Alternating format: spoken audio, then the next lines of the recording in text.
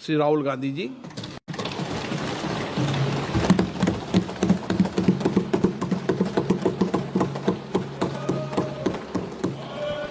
Thank you, Speaker Sir, for allowing me to speak on the President's address.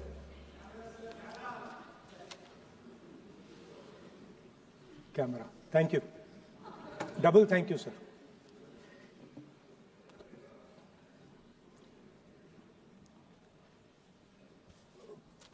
I heard the President's address.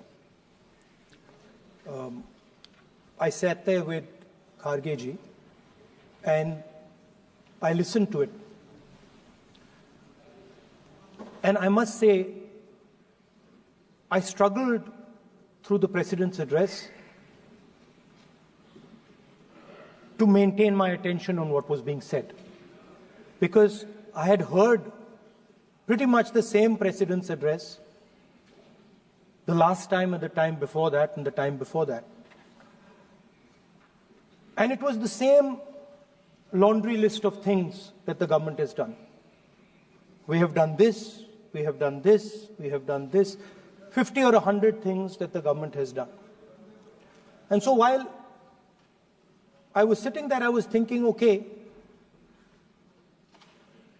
I am being critical about what is being said. And I am saying that this is not the type of President's address that should be delivered. Well, the question came to my mind, what type of address would an India Gathbandhan government deliver? How would that address be different than the address we heard? Because it's no point me saying that it is a laundry list and then not providing an alternative idea. And so today I would like to lay out some dimensions of what an alternative address would look like, what the India Gathbandhan would probably focus on, and where we would lay emphasis. The future of this country is going to be decided by the young men and women of this country, the youth of this country. So I think anything we say has to be addressed to them, has to be spoken to them. The first thing in front of us, and this is something I'm sure the Prime Minister would accept and pretty much everybody in this room will accept, is that even though we have grown fast, we are growing slightly slower now, but we are still growing. A universal problem that we have faced is that we have not been able to tackle the problem of unemployment.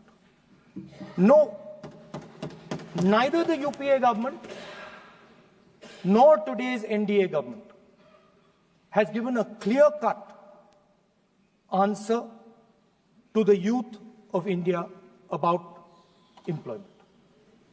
I don't think anybody in this room will disagree with me.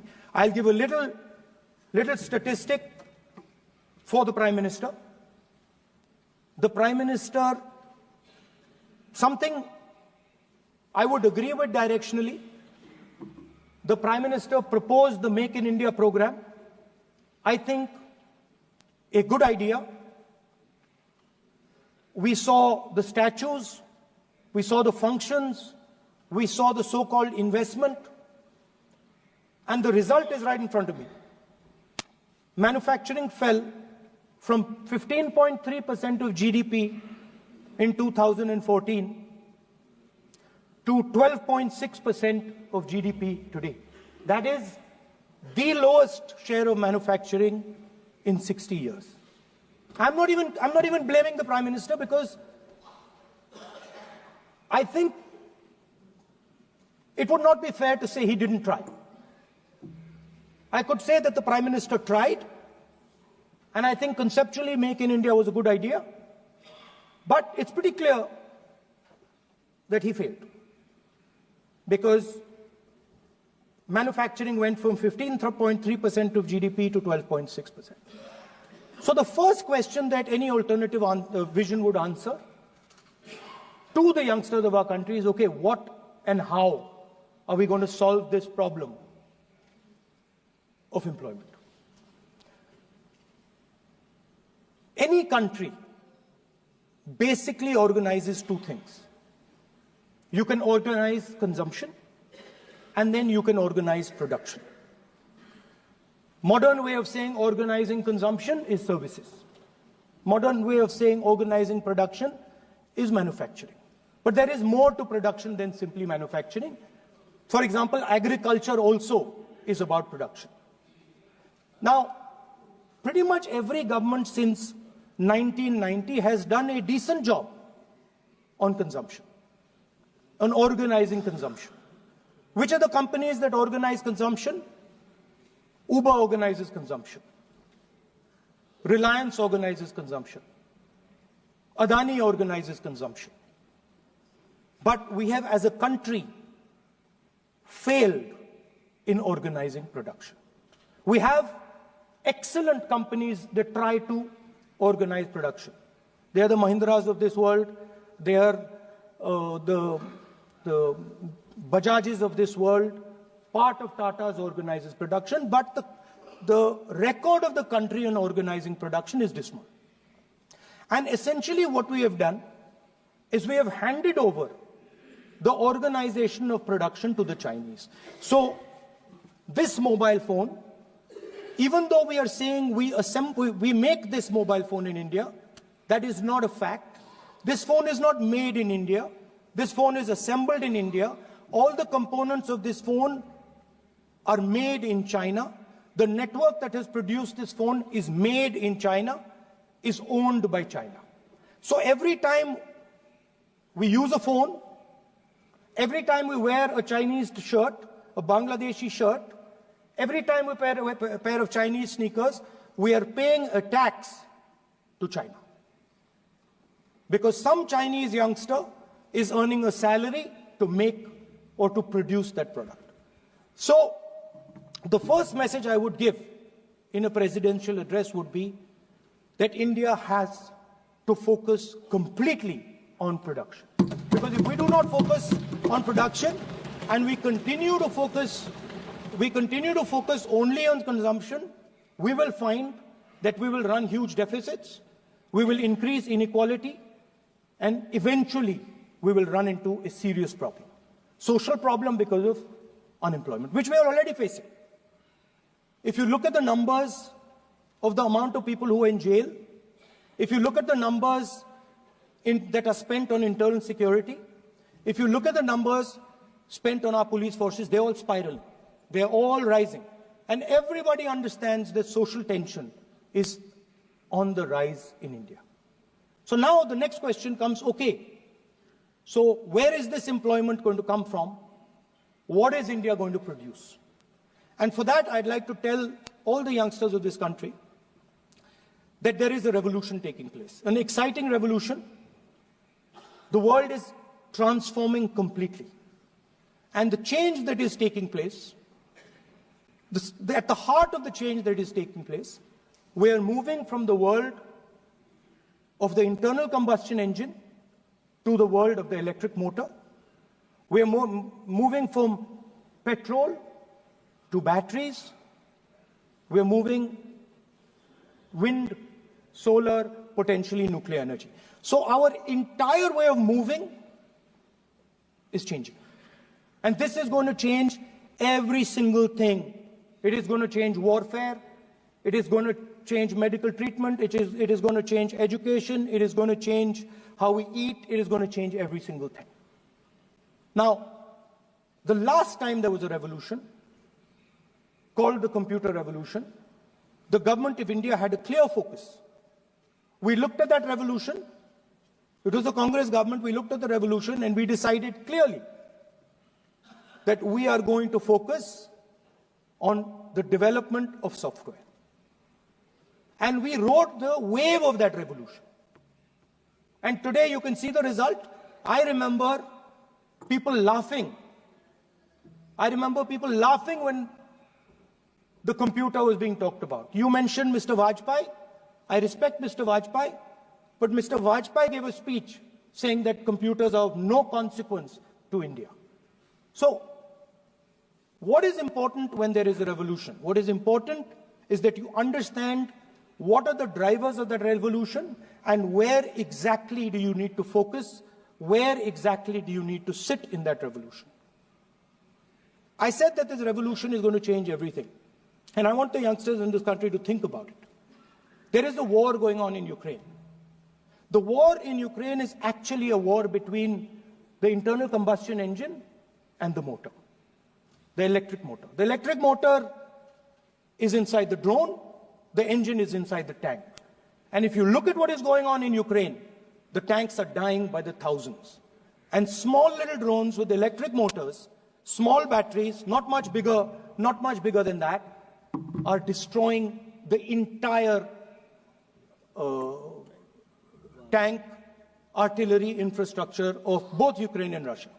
So the drone is the electric motor. The drone is the battery. The drone also needs to see. So the drone is a camera.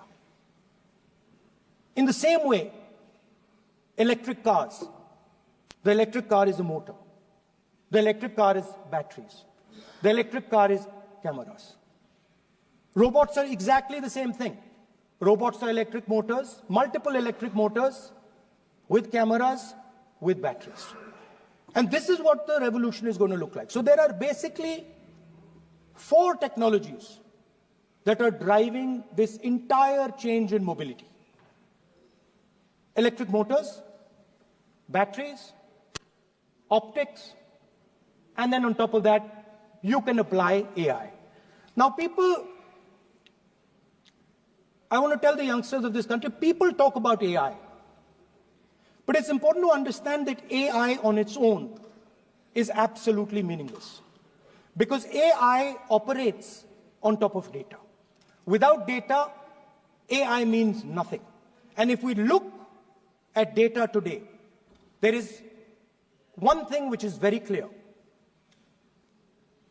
Every single piece of data that comes out of the production system in the world, the data that was used to make this phone, the data that is used to make electric cars, the data that is used to make basically all electronics on the planet today is owned by China. And the consumption data is owned by the United States. In China, the consumption data is owned by China. But in India, companies like Google, companies like Facebook, companies like Instagram, X, they own our consumption data. So if India wants to talk about AI, it has to first answer the question, what data is going to power that AI? And the answer today is India does not have that data. Neither does India have production data. Neither does India have consumption data. We have handed our consumption data to the big American companies, and the production data we don't have anyway. So what would that vision look like? The first thing, we would start getting youngsters excited about this revolution. We would start to introduce the idea of a completely new way of moving, a complete revolution in how things move. We would start teaching our children in schools about batteries, about electric motors, about how these things combine, about how drones, robots, electric cars are structured, how they will work together. And most important, we have to start building a production network so that we can get access to production data. Now, what would we focus on? We would not give you a laundry list. China has at least a 10-year lead on India in this space. China has been working on batteries, robots, motors, optics for the last 10 years, and we are behind. So what would our president's address say to the youngsters? We will choose critical areas in each one of these technologies, and we will start to build capabilities in those areas. The second thing we would do, we would ensure that our banking system is not captured by 2 or 3 companies that basically do not allow you to build a production system. But our banking system is open, is dynamic, and is accessible to small and medium businesses and to millions and millions of entrepreneurs who want to take part in this revolution. Our foreign policy would take into account this revolution. When we talk to the United States, we would not send our foreign minister to invite our prime minister to his coronation. We would not send him 3 or 4 times, please invite our prime minister. Because if we had a production system and if we were working on these technologies, the American president would come here and invite the prime minister. So it is important to understand where a...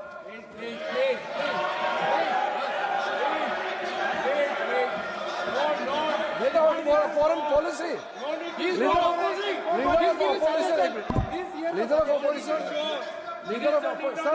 Leader of opposition cannot make such serious unsubstantiated statement. This is related to the relation between 2 countries, and he is making an unverified statement about invitation of the Prime Minister of our country. Is matter of our dignity. How can you make such kind of statement? He is leader of opposition, sir. He should be responsible in making such statement. Sir, LoP is giving us very positive suggestions. Why they are worried, sir? For the country, he is giving. Leader of opposition has the information from any official source. He must inform the House. If leader of opposition has the information, please inform the House. Okay. Who has told you that foreign ministers visited for the purpose which you have mentioned? You must specify it. So, I'm sorry that disturbed you, that question. I apologize for disturbing your peace of mind. It's okay. I've apologized. I've apologized for disturbing your peace of mind. I'm sorry. Apologize for lying to the House. ऐसा नहीं होता है. तो serious होना चाहिए leader of opposition को. कम से कम देश के मामले में तो एक हो. देश के मामले में तो एक वॉइस से बोलना चाहिए. ये गलत बात है. ये ठीक नहीं है. लीडर ऑफ अपोजिशन को इस तरह का बयानबाजी नहीं करना चाहिए. ये गंभीर विषय पर चर्चा चल रही है. So we would start by telling our young men and women that they have to be at the forefront of this revolution. We cannot afford that the Chinese are at the forefront of this revolution. Number 1.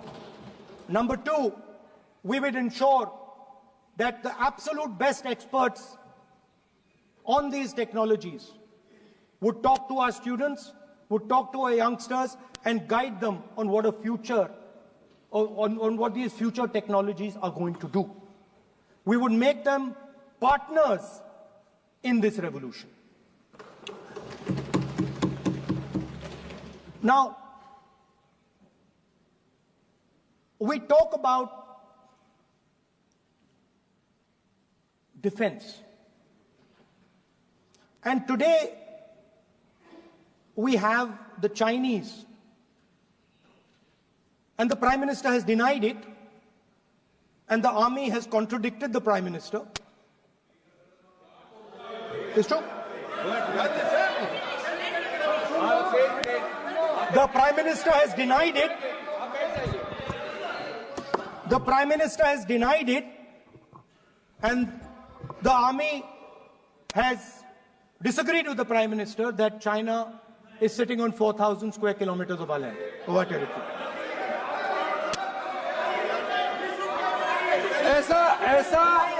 ऐसा इस सदन में अब मन चाहे बात नहीं बोल सकते हैं. ये बिल्कुल ठीक नहीं है सर. ये सीरियस मामला है. आप फॉरेन पॉलिसी पे, बॉर्डर इश्यू पर आप अपना कैसे मजाक बात कर सकते हैं? अपना मन कहानी आप बना के बोल रहे हैं. ये तो बहुत सीरियस मामला है. विदेशी प्रतिपक्ष के नेता जो आप विषय बोल रहे हैं, जो विषय आप बोल रहे हैं, उसके तथ्यों को Let me speak. सदन के पटल पे रखना. आप पानी. अनुरोध है लीडर ऑफ अपोजिशन बोलिए, हम लोग शांति से सुनेंगे। ये आपका अधिकार है बोलने का, मगर आप मन चाहे ऐसा सीरियस इशू पे कैसे बोल सकते हैं? सीरियस मामला है। आप सदन में आर्मी के पास मर्जी से बोलते हो, फॉरेन मिनिस्टर का पास बोल देते हो, सीमा का ऑफिसर वर्जन से अलग बात करते हैं। ऐसा मत बोलिए, ये देश के लिए ठीक नहीं है। आपको सीरियस होना पड़ेगा लीडर ऑफ अपोजिशन। ये गंभीर मामले को आप ऐसा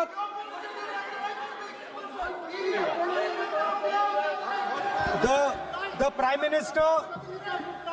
Prime Minister has denied that Chinese forces are inside our territory, but for some reason our army keeps talking to the Chinese about their entry into our territory, and our Chief of Army Staff has said that the Chinese are inside our territory. This is a fact.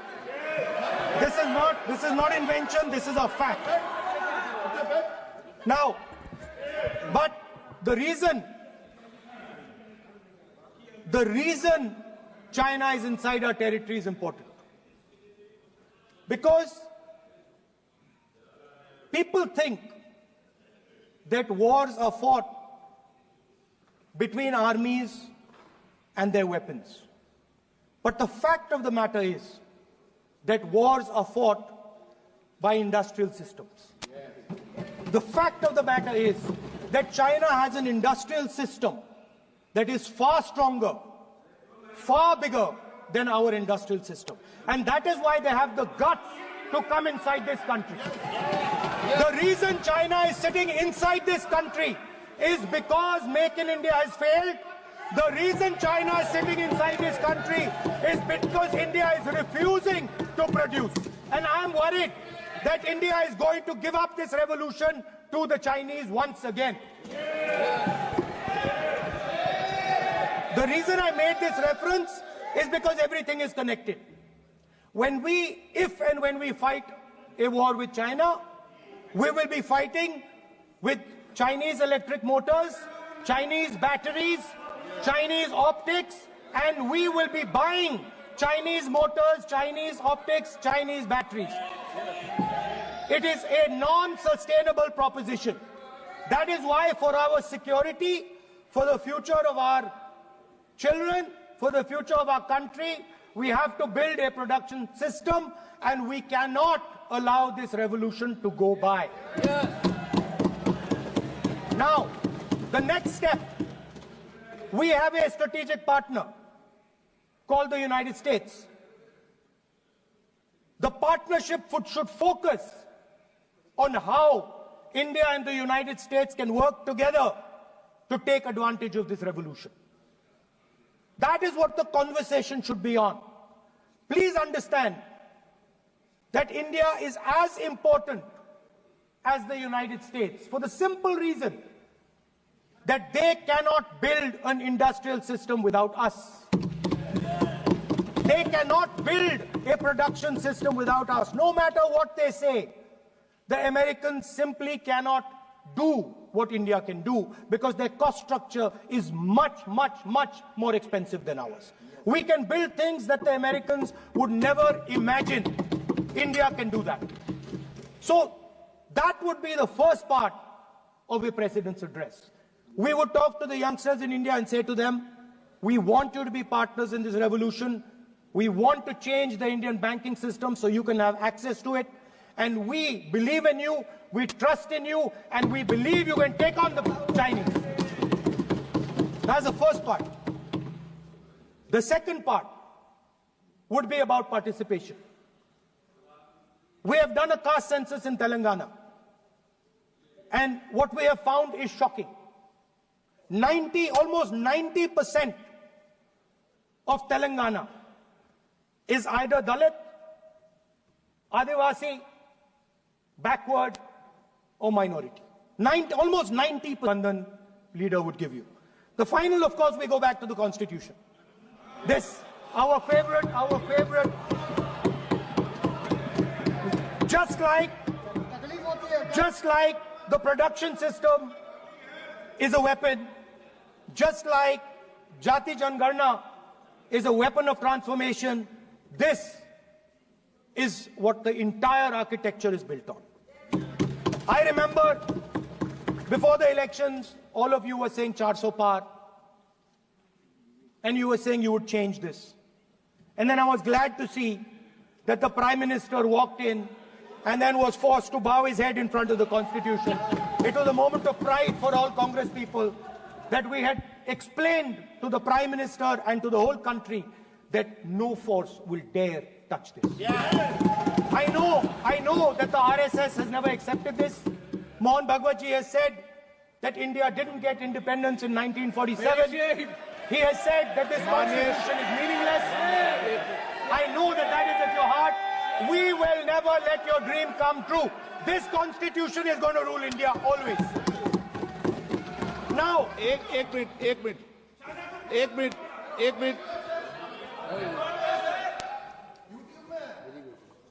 आप प्रतिपक्ष के नेता हैं। मेरा आपसे आग्रह है कि जो विषय आप रखें वह तथ्यों के आधार पर रखें, तो उचित होगा। मैंने आपको पहले भी कहा, और जो सदन के सदस्य नहीं है उनकी चर्चा न करें। बताता हूं सर, मोहन भागवत आप नियम प्रक्रियाओं की पालन करें, आपसे अपेक्षा। सर, मोहन भागवत जी ने स्टेटमेंट दिया। मोहन भागवत का statement Sir, one second. We will authenticate. Speaker, sir. We will authenticate. Speaker, sir, Mohan Bhagwatji made a statement saying that India did not receive independence in 1947. It received independence when the Ram Mandir was inaugurated. We will place that on the table. Now, sir, I would like to mention one small thing, but very important thing. Speaker, sir, this constitution is supported by this constitution is supported by the vote of our people. Without the secure vote of the Indian people, this constitution means nothing. Now I want to bring to the notice of this House some data, some information about the Maharashtra election. Very simple stuff. Speaker, sir, between the Lok Sabha election, which the India Alliance won, and the Vidhan Sabha election,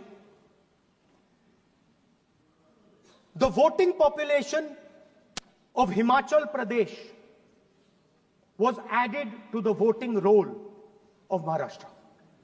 Meaning the entire population of Himachal Pradesh was added to the voter rolls of Maharashtra. Please understand what I am saying. In Lok Sabha, the difference between Lok Sabha and Vidhan Sabha was the population of Himachal. The entire population. What? Almost 70 lakh new voters suddenly arrived between Lok Sabha and Vidhan Sabha. Now, the most interesting part, and the Prime Minister is not looking at me. The most interesting part,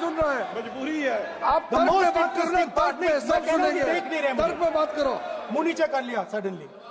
The most interesting part is,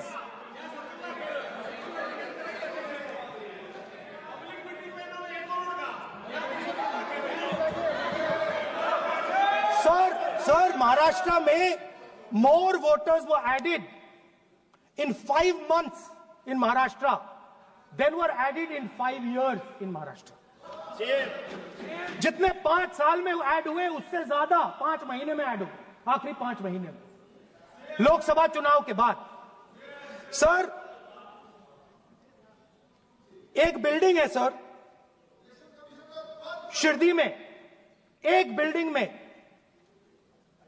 7,000 नए voter एक building में add हुए sir. एक building में 7,000 नए voter add हुए sir. Sir, मैं कोई आरोप नहीं लगा रहा हूं,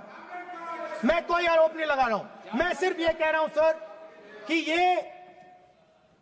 इसमें कुछ ना कुछ प्रॉब्लमैटिक है कि हिमाचल प्रदेश जितने बड़े वोटर्स लोकसभा के बाद जादू से आ जाते हैं। अब हम क्या कह रहे हैं?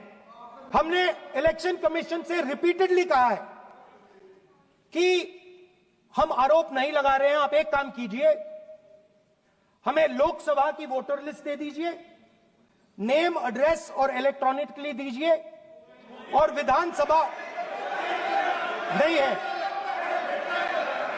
नहीं सर, नहीं नहीं नहीं नहीं नहीं नहीं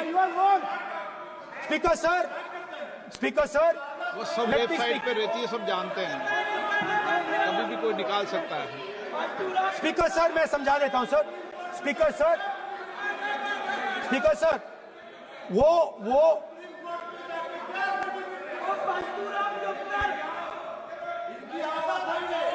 Speaker sir, we have asked. Speaker sir.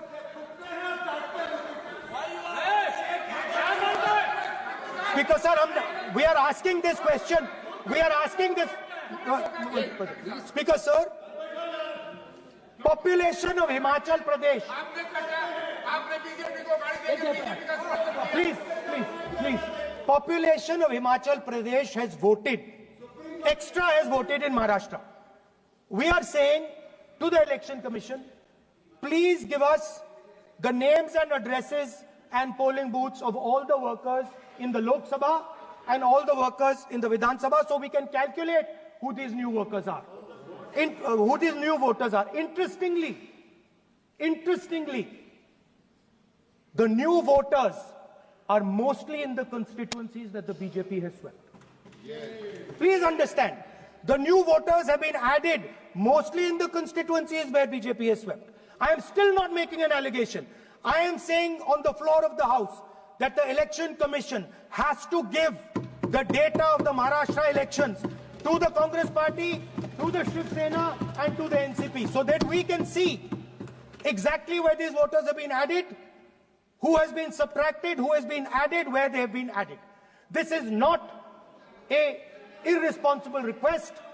This is a very simple request for them to fulfill. The reason I am saying this, sir, is because the rules have been changed. This is not just said in isolation. Speaker, sir, the election commissioner used to be chosen by the Prime Minister, Leader of Opposition, and the Chief Justice. Sir, the Chief Justice was removed from that committee. Why? Why? This is the question, sir. This is the question to the Prime Minister. Why was the Chief Justice removed from the committee? Now, in a few days, I am going to go to the meeting. I am going to go to the meeting. There's going to be Mr. Amit Shah and Mr. Modi ji. And there's going to be me. 2 to 1. Why am I even going to the meeting? What is the purpose of me going to the meeting? I am only going to the meeting to certify what Modi ji and Amit Shah ji are going to say. Right? Whereas if the Chief Justice was there could be a discussion. Chief Justice and Leader of Opposition could say, no, we don't agree. So, there seems to be a calculated strategy. Now, just prior to the Lok Sabha, the election commissioner was changed and 2 new election commissioners were placed. Yes. We know that the election dates were changed. Yes. We know that the elections were postponed. These are facts. These are not things I am inventing. So, in order to safeguard this constitution, the entire opposition requests the data for the Maharashtra election. We request the data and the electoral voter list for Lok Sabha and the corresponding list for Vidhan Sabha. And I am very confident that the Election Commission will not give us this information. Speaker, sir, that is broadly. So the third element of our President's address would be a determined defense of India's institutions, of our democratic system, and a re-look at our entire democratic framework, and the looking again at all the institutions that have been taken away from the people of India. So those would be the type of things that we would say in a presidential address. I'd like to finally say one thing. In the last, थोड़ा बढ़ा देता हूँ. अब मैं थोड़ा और खींचूंगा. अब और खींचूंगा थोड़ा. अब और खींचूंगा. So in the last, there is a background a philosophical background to what I am saying. Essentially, what I am saying to the youngsters of India and to this House is that instead of focusing on multiple things, instead of telling us a laundry list, give us a strategy, give us a vision, make it clear, right?